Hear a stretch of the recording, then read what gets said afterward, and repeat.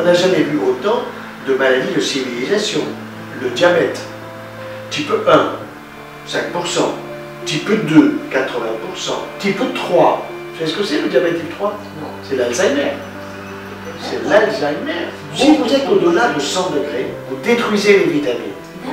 Vous détruisez la qualité nutritionnelle de l'aliment. Donc, la cuisson est d'une extrême importance. Parce que si j'ai un excellent aliment bio, une viande, un poisson fabuleux, bio, qui arrive des mers du Nord, etc., mais que je l'abîme par la cuisson, c'est une catastrophe. Voilà, des fruits de saison, des fruits de proximité, si possible bio.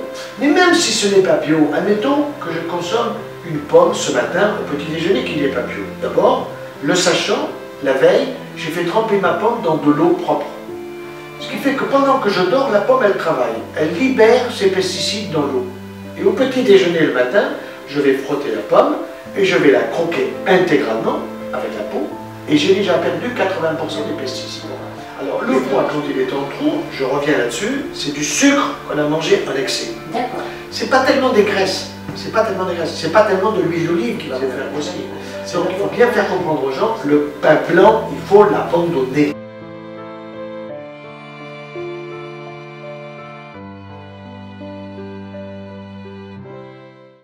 Bonsoir professeur. Bonjour Nelly. Merci d'avoir accepté notre invitation. Avec plaisir. Du blog Maigrir sans stress.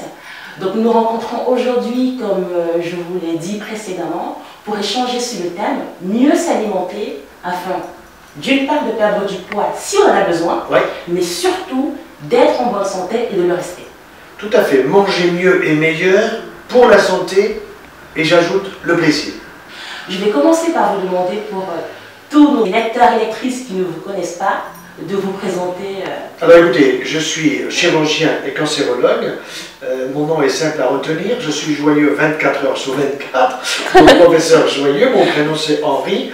Je suis papa de 6 enfants et bientôt grand-père de 13 petits-enfants. Je suis spécialisé dans le domaine du cancer, dans le domaine de la nutrition, depuis le siècle dernier, les années 72, puisque ma thèse c'était l'intestin artificiel. Il s'agissait de nourrir les gens par voie veineuse. Donc il fallait apporter les 24 nutriments que nous prenons tous les jours en nous alimentant. Il fallait les mettre dans le corps par une autre voie de tube digestif. Bien. J'ai mis au point une méthode qui a fait le tour du monde et dans les années 85 à peu près, j'ai dit bon bah maintenant je vais un peu changer de recherche et je me suis rendu compte qu'il y avait beaucoup de malades qui venaient dans les consultations, dans mes consultations comme cancérologue, qui paraissaient en pleine forme physique au niveau de leur état nutritionnel et qui avaient des problèmes de cancer. Et quand je les interrogeais, je me rendais compte qu'ils avaient de mauvaises habitudes alimentaires. Et là, j'ai fait des travaux de recherche chez l'animal, j'ai fait des travaux de recherche dans le cadre de la bibliographie internationale, et j'ai pu montrer les relations qu'il y a entre une bonne alimentation et la santé, et inversement, entre une mauvaise alimentation et les risques de cancer. Aujourd'hui, on peut dire d'une manière officielle, démontrer scientifiquement, qu'un cas sur 2 de cancer est lié à de mauvaises habitudes alimentaires. C'est impressionnant. C'est quand même énorme. C'est énorme. Bon, alors ça veut dire que si nous apprenons aux gens à manger mieux et meilleur, nous ferons des économies, nous ferons beaucoup moins de stress dans la société, et à ce moment-là, il y aura beaucoup plus de bonheur, beaucoup moins d'angoisse, d'amertume, etc. C'est l'avenir. J'y crois très fort. Le problème, c'est que, si vous voulez, quand on est stressé, qu'est-ce qu'on va chercher? On va chercher quelque chose pour se faire plaisir. Bon, donc du sucre. Et pour ça, je dirais, les gens qui sont dans le marketing sont assez malins pour nous proposer en permanence des biscuits, des madeleines, des choses sucrées, et nous rentrons dans un état d'addiction. Or, le sucre, quand nous le prenons en excès, nous ne le perdons pas, nous le stockons. Et ce qui est très important à faire savoir à tous nos amis qui nous écoutent, c'est que le sucre, quand je le stocke un peu dans mon foie sous forme de glycogène, qui est un sucre un peu complexe, si vous voulez, mais pour 2 jours de réserve. Et après, j'en fais du gras. Or, le gras, où le mettons-nous? Sous la peau, chez les hommes autour du bas-ventre, et chez les femmes, donc dans la partie haute du corps, au niveau des seins. C'est pour ça que je dis, chez les femmes au niveau des seins, chez les hommes du bassin. Ça ne s'écrit pas pareil. Mais on sait que le gras aujourd'hui, peut être responsable de cancer. Mais c'est un gras qui vient du sucre. D'accord. Alors le sucre, où le trouvons-nous? ça va être tous les sucres raffinés, ce seront toutes les choses trop cuites, parce que dès que vous faites trop cuire, même une viande, vous allez la transformer en acides aminés qui vont devenir des sucres. D'où la recommandation de faire des pâtes al dente quand Exactement. Donc cuisson à la vapeur douce, ça c'est d'une extrême importance. Et c'est pour cette raison par exemple que mon épouse a fait un bouquin que j'ai préfacé, que j'adore, qui s'appelle Avec Mamini. Mamini c'est une souris. Je cuisine en chantant pour ma santé, où elle explique à des enfants de 4 à 12 ans comment il faut construire son alimentation pour être en bonne santé. Et le message, voilà, il faut commencer très jeune. Et le message par les enfants passe sur les parents et sur les grands-parents. Vous avez évoqué la différence entre une bonne alimentation et une mauvaise alimentation. J'aimerais que l'on se focalise sur la bonne alimentation et que vous nous donniez dans vos termes quels sont les principes de base d'une bonne alimentation. Voilà, je dirais, il faut être prudent, mais en même temps il faut être clair. Il faut une forte orientation vers le végétal.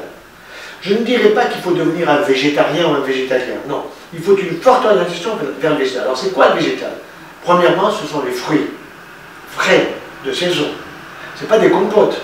Par exemple, une grand-mère un jour me disait, vous savez docteur, je fais une petite compote avec beaucoup d'amour à mon mari, à la retraite, etc. Je dis, madame, vous serez veuve avant tout le monde. Ah, pourquoi? Bon, alors, évidemment, je lui ai expliqué que qu'est-ce qu'elle fait? Elle détruit les éléments positifs dans le fruit. Elle transforme des sucres bons pour la santé de son mari en des sucres qui ne sont pas bons, en un sucre raffiné, si vous voulez. Elle tue les vitamines, elle abîme les oligo-éléments. Non, c'est une catastrophe. Donc, il faut des fruits frais de saison. Ça veut dire que ça, c'est le début de la journée. Au début de la journée, il faut avoir sur sa table, au petit déjeuner, un beau fruit, peut-être deux, de qualité, bien sûr, si possible de proximité. C'est pas la peine d'aller chercher des fruits à l'extrémité de la Chine. Voilà, des fruits de saison, des fruits de proximité, si possible bio. Mais même si ce n'est pas bio, admettons que je consomme une pomme ce matin au petit déjeuner qui n'est pas bio. D'abord, le sachant, la veille, j'ai fait tremper ma pomme dans de l'eau propre. Ce qui fait que pendant que je dors, la pomme, elle travaille. Elle libère ses pesticides dans l'eau. Et au petit déjeuner le matin, je vais frotter la pomme et je vais la croquer intégralement avec la peau et j'ai déjà perdu 80% des pesticides. Ça marche pour tous les fruits, des abricots. Mais bien sûr. Et donc, à partir de ce moment-là, les pesticides qui restent, je sais où ils sont. Ils sont sous la peau dans mon corps, mais je vais faire du sport 2 fois par semaine, je vais transpirer, et en transpirant, j'élimine les produits toxiques. D'ailleurs, quand nous transpirons, en général, nous ne sentons pas très bon. On va sous la douche après. Pourquoi? Parce qu'on élimine, notre corps est intelligent. Notre corps est très intelligent. Alors, voyez d'abord le végétal, les fruits, les légumes, les légumineuses. Bon, des salades tous les jours. Il faut de la verdure, il faut de la couleur. Donc, des choses que nous allons mastiquer. Et comment on rentre la viande, le poisson? Vous avez tout à fait raison. Vous avez donc le végétal avec des protéines végétales. Et il y a des protéines animales. Alors là, quelle est la protéine animale numéro 1? Ce sont les protéines marines. Poisson, fruits de mer. Alors là, je dirais, poisson et fruits de mer, il faut y aller à fond. En se méfiant de la façon dont on fait faire cuire son poisson. Soit vous le faites mariner avec du citron, très bien, soit vous n'avez pas du citron pour le faire mariner, c'est dommage, mais vous pouvez à ce moment-là consommer des sardines, consommer du maquereau, consommer du petit thon, excellent, vous le faites cuire à la vapeur douce. Ça c'est important, pourquoi? Parce que tout le monde vous dit, et c'est pas faux, que nos mers sont polluées, c'est vrai. Donc il y a des métaux lourds. Il y a des choses que les bateaux libèrent et qui ne sont pas très sympathiques. Si vous voulez éliminer les choses qui ne sont pas bonnes dans sa chair, vous les faites cuire à la vapeur douce. Et à la vapeur douce, qu'est-ce que vous faites? Vous faites transpirer votre poisson, de telle façon que les produits qui ne sont pas bons, qui sont liés au gras du poisson, ils passent au fond du cuve-vapeur. Vous n'allez pas les consommer. Et donc vous avez un poisson quasiment que vous avez rendu bio. Vous voyez? Pareil pour la viande. Pareil pour la viande rouge. Que ce soit du bœuf, que ce soit du mouton, que ce soit du porc, ça m'est égal. On peut manger des protéines animales 2 fois par semaine, peut-être 3 fois. Mais, première, poisson, fruits de mer. D'accord. Ça, c'est sûr. J'aimerais revenir sur un thème que vous avez évoqué plusieurs fois, c'est la vapeur douce. Oui. Qu'est-ce que c'est que la vapeur douce versus la vapeur... Alors, vous avez raison. D'abord, le mot douce, ça veut dire que ce n'est pas une vapeur agressive, qui n'est pas sous pression. et que c'est une vapeur qui n'est pas à une température élevée. Ça veut dire que ça ne dépasse pas 95-97 degrés Celsius. Si vous êtes au-delà de 100 degrés, vous détruisez les vitamines. Vous détruisez la qualité nutritionnelle de l'aliment. Donc la cuisson est d'une extrême importance. Parce que si j'ai un excellent aliment bio, une viande, un poisson fabuleux, bio, qui arrive des mers du Nord, etc., mais que je l'abîme par la cuisson, c'est une catastrophe. C'est tout à fait. Bon. Donc il faut bien comprendre, et là-dessus, mon épouse prépare un livre, et j'insiste beaucoup pour la pousser à le faire, qui s'appellera « En route vers la cuisson idéale ». Alors qu'est-ce que c'est la cuisson idéale? Je veux, et je lui ai demandé, tu vas me comparer tous les types de cuisson en disant ça c'est le côté positif, ça c'est le côté négatif, parce que je sais, pour l'avoir vérifié en laboratoire, que la cuisson à la vapeur douce, c'est l'idéal pour la santé. Ah ben, votre épouse serait peut-être une bonne candidate à une prochaine interview. Oui, tout à fait. Je pense que le problème de la cuisson, bon, moi je n'y suis pas, mais je suis là pour goûter les aliments. Et quand vous les avez cuits à la vapeur douce, vous gardez les qualités organoleptiques. Les qualités organoleptiques, c'est le goût de l'aliment. C'est pour ça que je dis nutrition, santé, plaisir. Mais comment on replace alors tous les mets traditionnels français dans ce contexte-là? Une bonne blanquette de veau, un bœuf bourguignon. Pas de problème. Ce qui est important, c'est de ne pas cuire trop longtemps. C'est votre blanquette, quand vous viendrez à la maison, je dirai à mon épouse de vous faire une blanquette et vous allez manger ça à genoux. Pourquoi? Parce qu'elle sait y mettre les olives, elle sait y mettre du citron, elle sait y mettre une cuisson qui n'abîme pas la viande, qui fait qu'elle n'est pas en petits morceaux, et que quand vous l'avez dans votre palais des saveurs, elle est fondante. Vous voyez? Parce que vous avez différentes, je dirais, types de cuisson, et quand c'est trop cuit, bon, on le mange, ça a du goût, je suis d'accord, mais ça n'est pas aussi bon qu'avec la vapeur douce. D'accord. Et de fait, donc, adopter une alimentation de ce type-là, une bonne alimentation, peut nous permettre naturellement de perdre du poids. Alors, ça c'est un point très important parce qu'il faut demander d'où vient le poids quand il est en trop. Bon. Alors, le poids quand il est en trop, je reviens là-dessus, c'est du sucre qu'on a mangé en excès. D'accord. C'est pas tellement des graisses. C'est pas tellement de l'huile d'olive qui va vous faire grossir. C'est d'avoir mangé des pâtisseries, d'avoir mangé des biscuits, d'avoir mangé du pain blanc. Vous savez, le pain blanc, d'où vient-il? Il vient du fait que pendant la guerre, il y avait du pain qui était du pain qu'on appelait le pain des Allemands. En Allemagne, vous avez un pain qui est fait avec du seigle, qui est fait avec du pain complet, etc. Or, les Français, pendant la guerre, donc, avaient assimilé le pain noir, si vous voulez, le pain marron, aux Allemands. Et donc, qu'est-ce qu'ils ont fait? On est passé au pain blanc. Or, le pain blanc, c'est du sucre. L'index glycémique du pain blanc, c'est le même index que le sucre Saint-Louis, ou que le sucre en général, raffiné. Ça veut dire que si je prends 100 grammes de pain blanc, et puis on me fait une prise de sang, on suit mon taux du sucre dans le sang, ma glycémie, et on la voit monter comme ça, dans l'heure qui suit. Et si je prends 100 grammes de sucre raffiné, de la même façon par la bouche, et qu'on suit, c'est la même chose. Donc il faut bien faire comprendre aux gens, le pain blanc, il faut l'abandonner. Il faut aller au pain complet, mais avec un bon pain, c'est-à-dire un bon gluten. Dans le mot gluten, vous avez le mot glu, agglutiner. Ça veut dire, ce sont les protéines qui donnent la tenue du pain. Si le gluten n'est pas un bon gluten, parce qu'il est issu des semences modernes, là je vais être un peu dur, de Monsanto, qui vous fait un blé qui vous arrive au genou quand il est dans un champ, eh bien à ce moment-là, vous avez une intolérance au gluten. Et donc les gens disent, je suis allergique. Ils ne sont pas allergiques, ils sont intolérants à un mauvais gluten, si vous voulez, à une mauvaise semence de froment. Et c'est pour cette raison que je suis en train de préparer un livre qui va s'appeler « Le pain et le chirurgien ». J'ai fait les abeilles et le chirurgien, le chocolat et le chirurgien, le thym et le chirurgien, et je prépare le pain et le chirurgien avec qui? Avec le boulanger de Cucugnon. C'est dans l'Aude, il vous faut absolument aller voir ça. C'est absolument merveilleux, dans un cadre absolument splendide. Et là, vous avez un moulin, et ce boulanger, il est à la fois paysan, il fait pousser son blé ancien, il est meunier parce qu'il a un moulin de meules de pierre pour avoir une farine extraordinaire, et en même temps, il est boulanger, avec son four, avec une chaleur tombante sur son pain, et quand vous voyez ces énormes miches de pain, que ça sent, c'est un véritable régal. Et quand vous avez ça dans le palais des saveurs, c'est fabuleux.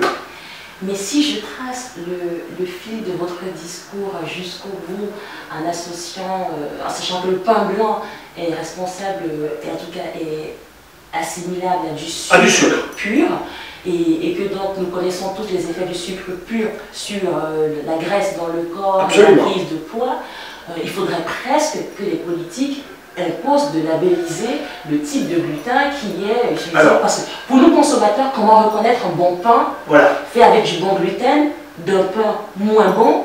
Vous avez raison. Alors ça va venir. Dans les magasins, il va y avoir sous peu le pain 100% nature. Ce pain 100% nature, qui sera labellisé, viendra des semences anciennes, et progressivement nous allons voir disparaître, moi je vous l'annonce, dans l'année qui vient, en 2015, nous allons voir progressivement disparaître ce pain qui n'est pas bon. Je vais vous donner un exemple. Le 2 ou le 3 janvier, je passe dans le village où j'étais en vacances, j'ai été frappé par la déchetterie. Les déchets des gens qui avaient du pain, mais des quantités, des moitiés de pain, des pains entiers. Pourquoi? Parce que c'était pas bon. Vous auriez eu du pain 100% nature, vous n'auriez pas eu tout ça dans les déchetteries. Donc ça veut bien dire que notre goût est absolument essentiel pour notre santé et pour notre plaisir. D'accord.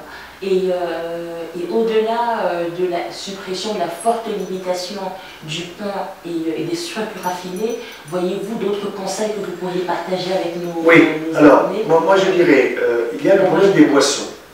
Dans le problème des boissons, bon, vous avez l'eau, et l'eau est absolument indispensable à notre corps. Si par exemple on me passait à la machine, on sortira de mon corps 70 litres d'eau. Vous voyez, donc c'est une grosse quantité d'eau dans notre corps. Bon. Donc l'eau est indispensable pour avoir une bonne pression artérielle, pour que notre cerveau soit bien vascularisé, que nos reins fonctionnent bien, que notre foie fonctionne bien. Ça c'est capital. Mais vous avez les autres boissons. Bon, alors là je ne vais pas être très gentil avec les coca, les sodas, les Red Bull, toutes ces boissons dites énergétiques où les gens sont trompés. Ils sont trompés, il faut être clair, par la publicité. Je ne suis pas contre la publicité, mais je vais vous donner un exemple très précis. Récemment, j'ai vu 2 hommes de la publicité, des gens importants, qui sont venus me voir en me disant « Monsieur Joyeux, nous avons conscience que nous avons gagné beaucoup d'argent en faisant une publicité pour tuer des gens. Oh, » Non, vous n'avez pas tué des gens, c'est excessif. Mais ils ont pris conscience, si vous voulez, que les publicités qu'ils faisaient passer, c'était quand même pour tromper les gens. Ils ont pris conscience qu'ils avaient dans leur famille, autour d'eux, des amis qui étaient tombés malades du fait d'une consommation excessive de produits dont ils faisaient la publicité. Bon. Alors, moi je dirais, ok pour l'eau. Ensuite, il y a quoi? Il y a le vin, il y a les alcools. Bon. Dans les alcools, il faut bien faire une distinction entre les alcools forts, whisky, Pernod Ricard, gin, vodka. Bon, une fois par mois, ça fait 12 fois par an, ça ne fait pas de mal de prendre un petit whisky, une petite vodka, vous savez les gars. Par contre, tous les jours, on devrait avoir à la fin du repas, à partir du milieu du repas, un ballon de bon vin. Un ballon de bon vin. Et ce ballon de bon vin, qu'est-ce qu'il apporte? Si c'est du rouge, il vous apporte du calcium. Il vous apporte également des polyphénols qui sont antioxydants, anti-vieillissement, anti-cancer et qui évitent la constipation. Parce qu'ils permettent la contraction de la musculature de l'intestin pour des évacuations normales. Nous avons besoin d'évacuer les déchets. Notre corps sélectionne les déchets. D'une part, l'eau, les déchets sont les urines, et d'autre part, les déchets de matière sont les matières. Et nous devons évacuer ça, nous ne devons pas les garder dans notre corps, parce que c'est une intoxication. Vous voyez? Donc, dans les boissons, je dis, il faut faire attention, parce que quand je vois les rayons, par exemple, qu'il peut y avoir, c'est effrayant. Mais c'est que les gens ne sont pas informés. Bien sûr. Voilà. Donc, moi, je crois qu'il faudrait faire une espèce de trajet dans les magasins, qui serait le trajet santé-plaisir. Vous voyez? Parce que les gens vont acheter la nutrition. Ben voilà, là vous avez. Après, vous choisissez ce que vous voulez. Vous avez l'huile d'olive, vous avez du pain, vous avez ceci, vous avez cela. Le trajet santé-plaisir. À mon avis, on pourrait le monter d'une manière simple et les gens seraient attentifs. très innovant. Voilà. Je pense que, avis aux lecteurs, aux abonnés de la grande distribution, Voilà. Trajet Santé Plaisir, moi j'achète. Voilà. Je vais dans mon magasin plus souvent. Voilà. Et c'est beaucoup plus clair pour moi. Et là-dedans, il y aurait des informations, des petites fiches que les gens pourraient prendre éventuellement. Qu'est-ce qu'il y a de bon dans tel fruit? Vous voyez, récemment, j'étais avec des gens qui sont dans les agrumes. Bon, eh ben, je vais probablement faire quelque chose avec eux pour faire un livre, pour dire ben, dans les agrumes, qu'est-ce qui est bon pour la santé? Même la peau d'un citron. Bon, alors que la peau du citron, souvent on la fout en l'air. Bon, la peau de l'orange, si elle est bio, vous en faites une bonne petite confiture, vous en faites des petites choses qui peuvent être excellentes pour la santé. Vous voyez? Ah, ben, j'aimerais bien trouver dans mon Franprix du Trajet Santé Plaisir. Mais ça va venir, ça va venir. Docteur, donc professeur, au-delà des effets de cette bonne alimentation sur la perte de poids, quels sont les autres effets bénéfiques que manger sainement peut avoir sur notre santé? Alors, si vous voulez, il faut bien comprendre l'organisation de notre corps. Je lisais récemment un texte qui disait que notre corps est destiné à faire avancer notre tête. Bon, c'est vrai que quand je marche, ma tête, elle suit tout cela. Bon. Et quand je marche, c'est que c'est ma tête qui a décidé. Bon. Quand nous décidons de faire du sport, c'est notre tête qui l'a décidé. On décide d'accélérer, on décide de freiner, etc. Bon. Donc il y a une relation extrêmement importante entre ce que je vais amener comme énergie à mon cerveau et puis les décisions que je vais prendre. D'accord. Regardez votre voiture. Dans votre voiture, vous avez une voiture que vous respectez beaucoup, qui est très propre, qui est nickel, mais vous ne mettez pas la bonne essence dedans. Elle marche par exemple à l'essence et vous mettez du gazole. Vous allez faire 100 mètres. Mais nous, c'est la même chose. Le problème, c'est que nous n'allons pas nous arrêter de vivre, mais nous allons vivre pas bien. Et nous allons construire des maladies. On n'a jamais vu autant de maladies de civilisation. Le diabète, type 1, 5%, type 2, 80%, type 3. Vous savez ce que c'est le diabète type 3? Non. C'est l'Alzheimer. C'est l'Alzheimer. Beaucoup trop de sucre abîme notre cerveau. Nous avons besoin d'un minimum de cholestérol. Mais le problème, c'est que les laboratoires qui font les médicaments contre le cholestérol, ils se sont arrangés pour que le taux de cholestérol de tout le monde, quand il est à 2,10 g, 2,30 g, on vous dit que vous en avez trop, il faut prendre une statine. Alors que vous pouvez monter à 2,80 g et que vous en avez besoin pour vos neurones. C'est là qu'il y a, si vous voulez, des excès, je dirais, dans les publicités. Il y a des excès même dans la publicité des médicaments. Même des médicaments. Et là-dessus, je ne suis pas contre les médicaments, je suis médecin et j'en prescris, bien évidemment. Mais il y a des abus thérapeutiques. Regardez ce qui s'est passé avec le Mediator. C'était un médicament pour une orientation précise. Qu'est-ce qu'on en a fait? On a élargi tout ça, puis on a esquinté les gens au niveau du cœur. Bon, donc il faut faire extrêmement attention. Et là-dessus, je publie une lettre toutes les semaines. Cette lettre, toutes les semaines, elle est gratuite. Elle atteint presque 400 000 personnes aujourd'hui. Et je veux toucher 1 million de personnes. Pourquoi? Parce que je veux expliquer comment le corps fonctionne. Je veux expliquer comment on peut éviter les maladies. C'est ce que j'appelle la prévention santé famille. De tout le petit qui vient de naître, jusqu'au grand-père qui a 100 ans et qui a besoin de garder la tête sur les épaules et les pieds dans les bottes. Sonia et moi, nous sommes abonnés à cette newsletter. Nous la recevons hebdomadairement, des fois même quotidiennement. Je vous recommande vivement de vous y abonner. Si vous ne l'avez pas encore, courez-y, c'est gratuit, c'est offert, une mine d'informations pour vos enfants et... Tout à fait. Et vos papas. C'est mon épouse qui m'a dit un jour, on était en voyage, elle m'a dit, mais pourquoi tu ne ferais pas parler les organes?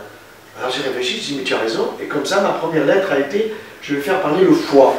Et puis ensuite, la semaine d'après, il y a quelqu'un qui m'écrit en disant « Oui, mais vous avez parlé du foie et pas de la vésicule biliaire. » Alors, j'ai fait une lettre en disant « La vésicule biliaire m'a appelé en étant furieuse, en disant « Oui, je suis discriminée, vous ne parlez pas de moi. » Bon, et du coup, j'ai fait une lettre sur la vésicule biliaire. À Noël, c'est la fête de la douceur. J'ai fait une lettre sur la peau. La peau, tout à fait, voilà. C'est celle que j'ai lue récemment. Voilà. Alors là, cette semaine, ça sera sur les cellules souches. Ensuite, je prépare 4 lettres encore sur le foie, pour que les gens comprennent bien, prépare sur le cœur, enfin, je vais passer en revue tout le corps, parce que c'est passionnant. Et moi, je me régale d'enseigner. Je me régale de faire passer des messages simples aux gens qu'ils sont capables, si vous voulez, d'intégrer et puis de mettre. Et nous nous régalons aussi de les recevoir. Je vais vous dire une anecdote. Il y a 2 jours, j'étais en train de faire quelques courses de légumes dans mon magasin bio local. Et en échangeant avec le vendeur, je lui ai parlé de cette interview à venir et il était très content parce qu'il vous connaît, il vous suit, il lit votre newsletter et il m'a dit cela a changé ma vie. Ouais, mais cela a changé ma façon d'appréhender l'alimentation et de différencier ce que je trouvais bon de ce qui est vraiment bon. Et c'est une économie pour la santé. Bien sûr. Si la ministre de la Santé nous écoutait, je pense qu'on lui ferait faire des économies, que l'argent que l'on met souvent excessivement là-dedans, on le mettrait à l'éducation nationale, au sport, à la recherche et ailleurs. C'est ça l'avenir.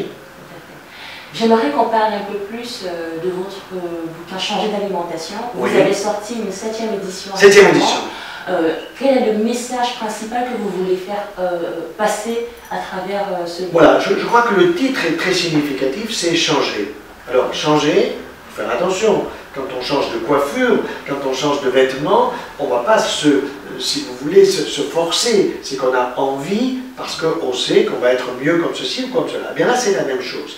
Le changer d'alimentation, ça veut dire méfiez-vous, soyez attentifs à la façon dont vous vous alimentez. Comprenez que votre alimentation et votre santé, ils sont liés. Et vous avez besoin d'être en bonne santé, que vos enfants soient en bonne santé, que votre époux, que votre épouse soit en bonne santé. Bon, donc, je fais le lien. Et là-dedans, je parle d'une manière spécifique, si vous voulez, de tous les comportements, à la fois qui peuvent être dangereux pour la santé, et à l'inverse, ce qui est plus important, des comportements positifs pour la santé. Je vous remercie avec grand plaisir. Échange, professeur. Avec grand plaisir. Merci à vous.